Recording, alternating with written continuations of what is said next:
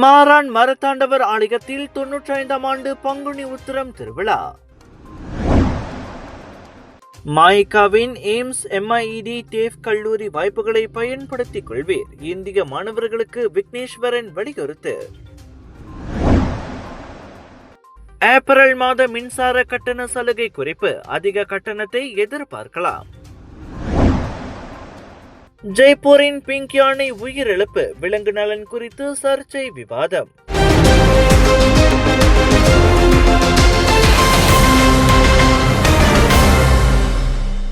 Pahang Sri Maran மரத்தாண்டவர் ஆலயத்தில் பங்குனி உத்திரம் திருவிழா வெகு விமரிசையாக இன்று கொண்டாடப்பட்டு வருகிறது.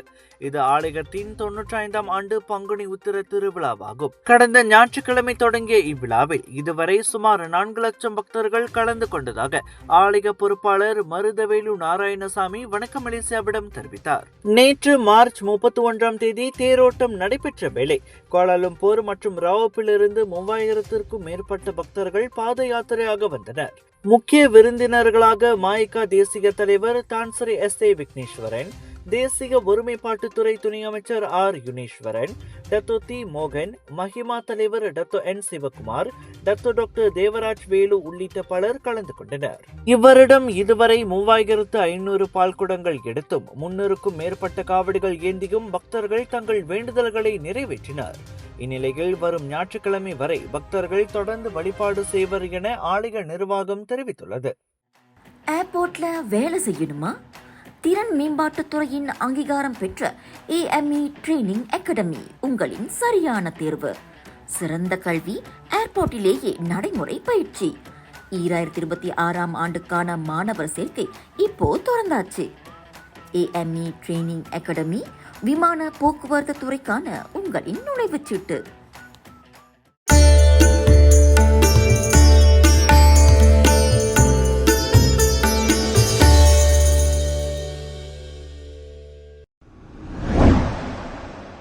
பஹாங் மாநிலம் மாரானில் அமைந்துள்ள ஸ்ரீ மாரான் மரத்தாண்டவர் ஆலயத்தில் நிறுவப்பட்டுள்ள திருவள்ளுவர் சிலைக்காக தேசிய ஒருமைப்பாட்டு துணை அமைச்சர் யுனீஸ்வரன் 7000 ரிங்கெட் நிதி வழங்கியுள்ளார்.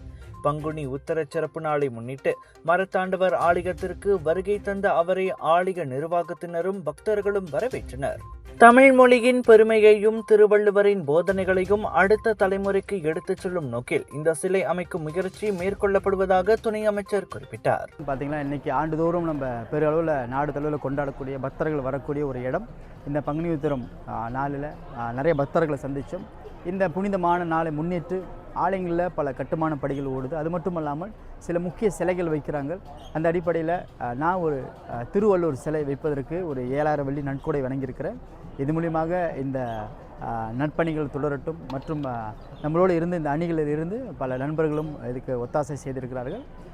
என்னோட மனமார்ந்த வாழ்த்துக்களும் ஆலய நிர்வாகத்துக்கும் மற்றும் இந்த திருவிழாவை நல்ல சிறப்பாக நடத்தி முடித்து பக்தர்கள் பத்திரமாக வீடு திரும்புவதற்கு எல்லா வழிகளும் செய்து கொடுத்திருக்கிறார்கள். இதற்கிடையில் ஆலய பொறுப்பாளர்களில் ஒருவரான மருதவேலு நாராயணசாமி திருவள்ளுவர் சிலை அமைப்பதற்காக நிதி வழங்கிய தேசிய ஒருமைப்பாட்டு துணை அமைச்சர் யுனீஸ்வரனுக்கு தனது நன்றியை தெரிவித்தார். தற்சமயம் ஆலயத்தை சுற்றி 18 சித்தர்களுடைய சிலையை அமைச்சுக்கிட்டு இருக்கிறோம். அந்த வேளையில் இன்று நமது ஆலயத்துக்கு சிறப்பு வருகை புரிந்த மாண்புமிகு துணை அமைச்சர் அவர்கள் திருவள்ளுவருடைய சிலையோட செலவை ஏற்றுக்கிட்டாரு. 7000 வெள்ளிக்குள்ளது. ரொம்ப நன்றி. இந்த வேளையில் இந்த 18 சித்தர்களோட சிலையும் ஏறக்குறைய இன்னும் ஒரு 4 மாதத்தில் முடிவு பெற்று அதை திறப்பு விழா செய்யலான்னு சொல்லிட்டு இருக்கிறோம். அதற்கு பிறகு 66 அடி உயரமுள்ள முருகனின் திருவுருவ சிலை அதையும் கட்டுவதற்கான ஏற்பாடுகளை நிர்வாகம் செஞ்சுக்கிட்டு வருது.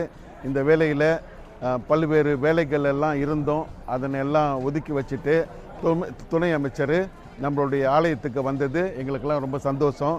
மேலும் ஆலய வளாகத்தில் மொத்தமாக 18 சித்தர்களின் சிலைகள் அமைக்கப்பட உள்ளன. அதில் திருவள்ளுவர் சிலையும் அடங்கும் என அவர் தெரிவித்தார். இந்த சிலைகள் அனைத்தும் இன்னும் 4 மாதங்களில் திறப்பு விழா காண உள்ளதையும் அவர் உறுதிப்படுத்தினார். பினாங் கடா பேரா மக்களே, கலர்ஸ் ஆஃப் இந்தியா பிரம்மாண்டமாக வழங்கும் Penang Bollywood bazaar and foodie Macha viral food festival அதிரடியாக இப்பொழுது தொடங்கியாச்சு. 5 ஏப்ரல் வரை டேவான் சைலிங் பார்க் பராய் பினாங்கில் இந்த ஆண்டின் பிரம்மாண்ட ஃபெஸ்டிவல். 100க்கும் அதிகமான பூத்களில் boutique collection, designer series, saris, kurta, kurtis, Punjabi suits என உங்கள் உள்ளம் கொள்ளை கொள்ள வைக்கும் ஃபெஸ்டிவல். 100க்கும் அதிகமான வைரல் ஃபுட் சாப்பிட இந்த 5 நாட்கள் போதாது. டேவான் சைலிங் பார்க் பினாங்கில். மாய்காவின் கல்விக்காரங்களான MIED, எய்ம்ஸ் பல்கலைக்கழகம் மற்றும் டேஃப் கல்லூரி போன்றவற்றை தங்களது உயர்கல்விக்கு நாட்டில் உள்ள இந்திய மாணவர்கள் பயன்படுத்திக் கொள்ள வேண்டும் என கேட்டுக் கொள்ளப்படுகின்றனர். மருத்துவம் உட்பட பல்வேறு நிபுணத்துவ கல்வி வாய்ப்புகளையும் அதற்கு தேவையான கல்வி நிதி உதவியும் ஏற்பாடு செய்வதற்கு மாய்கா எப்போதும் தயாராய் இருக்கிறது.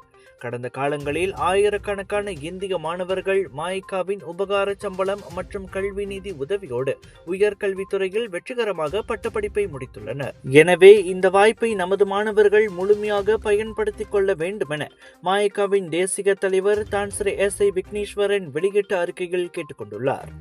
SPM மற்றும் STPM தேர்வில் சிறந்த அடைவு நிலையை பெற்ற மாணவர்களுக்கு தனது வாழ்த்துக்களை தெரிவித்துக் கொண்ட அவர், தங்களுக்கு பிடித்தமான துறையில் உயர்கல்வியை தொடர்வதற்கு திட்டமிட்டிருக்கும் உன்னத லட்சியம் கொண்ட மாணவர்களுக்கு சரியான பாதையை காட்டுவதற்கு மாய்காவின் கதவுகள் எப்போதும் திறந்தே இருப்பதாக அவர் தெரிவித்தார். இந்திய மாணவர்களின் கல்வி வளர்ச்சிக்கு மாய்கா என்றும் துணையாக இருந்து வந்துள்ளது. அந்த வகையில் மாய்கா MIED மூலம் பல்கலைக்கழகம் செல்லும் மாணவர்களுக்கு கல்வி உபகார சம்பளம் மற்றும் கல்வி கடனுதவி வாய்ப்பும் வழங்கப்படுகிறது. இந்திய மாணவர்கள், குறிப்பாக குறைந்த வருமானம் கொண்ட B40 குடும்பங்களைச் சேர்ந்த மாணவர்கள் மாய்காவின் கல்விக்காரமான MIED மூலம் எய்ம்ஸ் பல்கலைக்கழகம், டேஃப் கல்லூரி மற்றும் கூடிய விரைவில் திறக்கப்படவிருக்கும் பட்டாலிங்ஜயாவில் உள்ள எய்ம்ஸ் கல்லூரியிலும் உயர்கல்வி பயிலும் வாய்ப்பு உள்ளது. மருத்துவம், பல் மருத்துவம், கணக்கியல் உட்பட பல்வேறு நிபுணத்துவ கல்வி மட்டுமின்றி கூடுதல் வருமானம் பெறுவதற்கு வாய்ப்பை வழங்கும் தொழில்துறை கல்வியை பெறுவதற்கும் மாய்கா உயர்கல்வி பிரிவுடன் மாணவர்கள் தொடர்பு கொள்ளலாம்.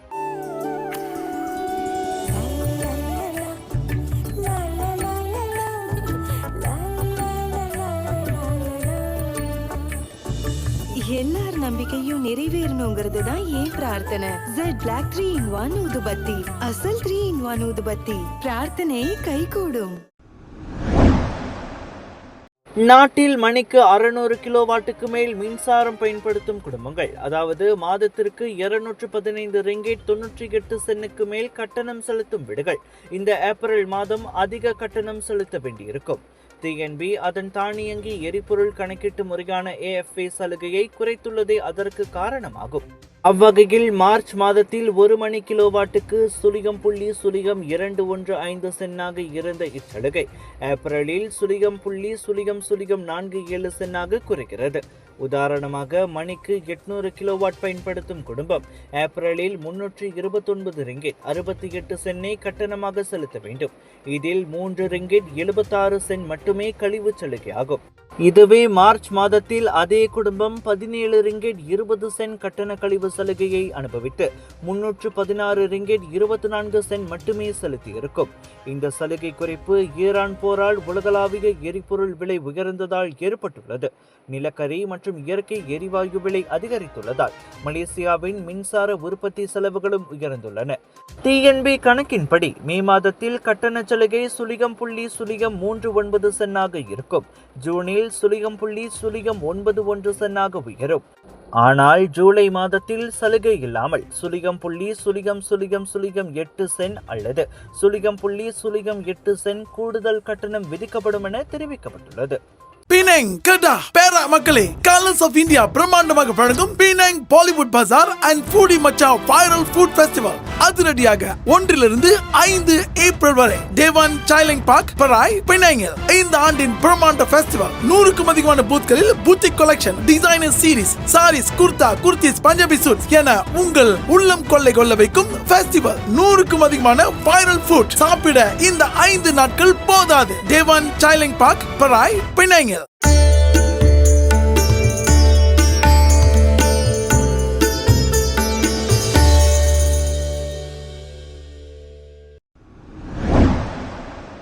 ஜெய்ப்பூர் பிங்க் யானை புகைப்படம் நேற்று முதல் வைரலாகி உலகளாவிய கவனத்தை ஈர்த்துள்ள நிலையில் சஞ்சல் என்ற அந்த யானை 65 வயதில் கடந்த பிப்ரவரி மாதமே உயிரிழந்து விட்டதாக தகவல் வெளிவந்துள்ளது. வைரலாகிய அந்த புகைப்படமோ கடந்த ஆண்டு நவம்பரில் எடுக்கப்பட்டதாம். ரஷ்ய புகைப்பட கலைஞர் ஜூலியா புருலேவா சஞ்சலை பிங்க் நிறத்தில் பூசி கலை முயற்சியாக புகைப்படம் எடுத்துள்ளார். இந்நிலையில் சஞ்சலின் உயிரிழப்புக்கும் அந்த புகைப்பட பிடிப்புக்கும் எந்த சம்பந்தமும் இல்லை என சஞ்சலின் உரிமையாளர் சடேகான் உறுதிப்படுத்தியுள்ளார். ஹோலி பண்டிகை மற்றும் திருவிழாக்களில் பயன்படுத்தப்படும் மூலிகை அடிப்படையிலான கூலால் என்ற பாதுகாப்பான நிறமே யானையின் உடலில் பூசப்பட்டது. 10 நிமிடங்களில் படப்பிடிப்பு முடிந்தது. உடனடியாக நிறம் கழுவப்பட்டும் விட்டது என அவர் தெளிவுபடுத்தினார். உள்ளூர் அதிகாரிகளும் யானை இறப்புக்கும் புகைப்பட பிடிப்புக்கும் தொடர்பில்லை என்றும் வயது முதுமையால் ஏற்பட்ட உடல்நல கோளாறாலேயே சஞ்சல் இறந்திருப்பதாகவும் நம்புகின்றனர். இதனிடையே இந்த பிங்க் யானையின் புகைப்படம் மீண்டும் வைரலான நேரத்தில் அதன் இறப்பு செய்தியும் வந்ததால் விலங்கு நலன் குறித்த விவாதம் தீவிரமடைந்துள்ளது. எது எப்படி இருந்தாலும் யானையின் மீது இப்படி சாயம் பூசுவது விலங்கு நெறிமுறைக்கு எதிரானது என விலங்கின ஆர்வலர்கள் கண்டனம் தெரிவித்து வருகின்றனர். ஏர்போர்ட்ல வேலை செய்யணுமா? திறன் மேம்பாட்டுத்துறையின் அங்கீகாரம் பெற்ற AME ட்ரெய்னிங் அகாடமி உங்களின் சரியான தேர்வு. சிறந்த கல்வி, ஏர்போர்ட்டிலேயே நடைமுறை பயிற்சி. 2026 ஆண்டுக்கான மாணவர் சேர்க்கை இப்போ திறந்தாச்சு. AME ட்ரெய்னிங் அகாடமி விமான போக்குவரத்து துறைக்கான உங்களின் நுழைவுச்சீட்டு.